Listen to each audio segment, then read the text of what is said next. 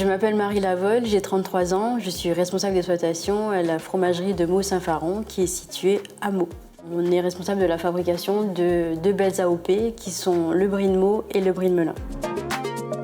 Ce sont deux fromages très différents. Le Brie de Melun, il va rester plus de 18 heures en bassine avant d'être moulé. Donc du coup, le caillé il va être beaucoup plus en contact avec le lactosérum. On va avoir des pH beaucoup plus bas et beaucoup plus acides. Et c'est ce qui va donner ce goût lactique qu'on n'aura pas forcément sur le Brie de Meaux, où on aura plutôt des notes un peu plus douces une fois qu'il aura été affiné. Donc pour fabriquer un Brie de Meaux, il faut du lait. Donc on ajoute des ferments, on laisse maturer le lait une vingtaine d'heures. Ensuite, on a des étapes où on vérifie la conformité du lait en termes de pH, acidité et bactériologiquement parlant aussi.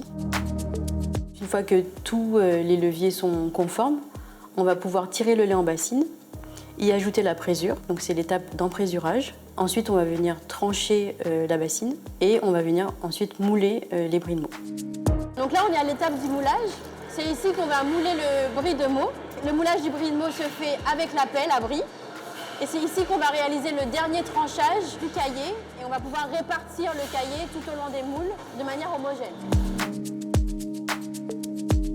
Une fois qu'on a moulé les Brie de Meaux, on va avoir l'étape d'égouttage. Le petit lait ou le lactosérum va pouvoir s'égoutter. Ensuite, retourner le Brie de Meaux 2 fois. C'est ce qui va lui permettre de lui donner une forme ronde et régulière. Ensuite vient l'étape du démoulage.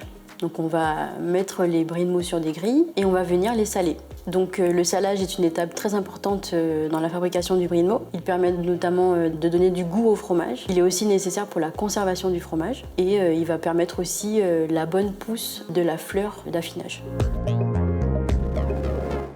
Donc ici, on arrive sur la cave d'affinage des Brie de Meaux. Donc c'est ici que va pouvoir se développer le pénicillium. Donc c'est lui qui est responsable finalement de la fleur blanche du fromage.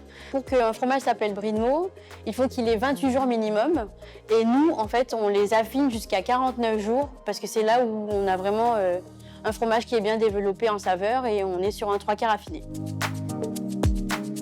Moi, ce qui me passionne dans mon métier, c'est de travailler avec des gens, leur enseigner un savoir-faire ancestral, qui est la fabrication du Brie de Meaux. Ce qui me rend fière, c'est de contribuer au savoir-faire et à l'expertise de la gastronomie française. D'être fière et de rendre fiers les gens avec qui je travaille de fabriquer de belles AOP comme le Brie de Meaux et le Brie de Melun.